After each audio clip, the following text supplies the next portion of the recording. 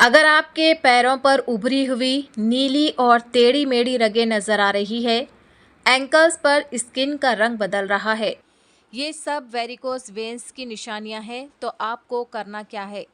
सीधा Aves hospital चले आए। जी हाँ, एविस हॉस्पिटल जैसे ही आप आएंगे वहाँ पर बिना काटे, बिना टाके लगाए लेज़र ट्रीटमेंट से आपका इलाज हो जाएगा। हमारे वेस्कुलर स्पेशलिस्ट को 30 साल से ज़्यादा का तजुर्बा हासिल है और chairman A18 Telangana news Mohammed Azam Ali. ఈ డూప్లికేట్ వైర్లు డూప్లికేట్ ఎలక్ట్రిక్ సామాను చాలా వరకు మన కోఠి సుల్తాన్ బజార్ ఈ క్షేత్రంలో అమ్ముతున్నారు. అది కూడా బిలో 7 years శిక్ష ఉంటే పోలీస్ స్టేషన్ నుంచే వాళ్ళకి బెల్ వస్తుంది. అంటే ఎవరైనా పెద్ద బిల్డింగ్ కడితే ఆ బిల్డింగ్లో హౌస్ వైరింగ్ చేస్తే అదే డూప్లికేట్ వైర్ ఉంటే ఒకవేళ మంటలు వచ్చి ఆ బిల్డింగ్ కాలిపోయి కొంతమంది చనిపోతే ఆ నేరం చేసే వాళ్ళకి ఎంత శిక్ష? Below 7 years. పోలీస్ స్టేషన్ నుంచే బాజప్తా వాళ్ళకి ఈ స్పాట్ బెయిల్ ఇస్తున్నారు.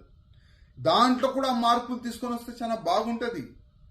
వాళ్ళు కూడా ఆ మొత్తం షాప్ సీజ్ కావాలి, ఆ వ్యక్తి పైన పీడీ యాక్ట్ వేయాలి, ఆ వ్యక్తి ఫోటో కూడా వైరల్ చేస్తే చాలా బాగుంటుంది.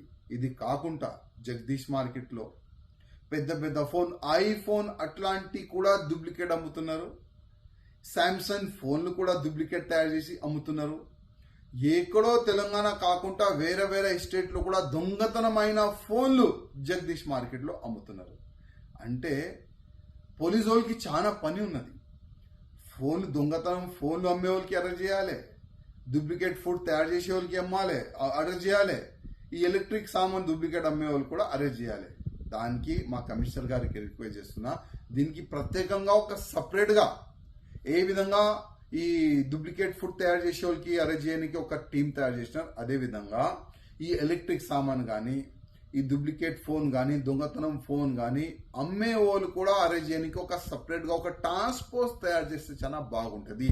అదేవిధంగా మరి రేవంత్ రెడ్డి గారికి రిక్వెస్ట్ చేస్తున్నా, ఈ వచ్చే అసెంబ్లీ సెషన్లో ఈ సెక్షన్లో మార్పుల గురించి ప్రత్యేకంగా ఒక జియో తీసుకొని వస్తే చాలా బాగుంటుంది.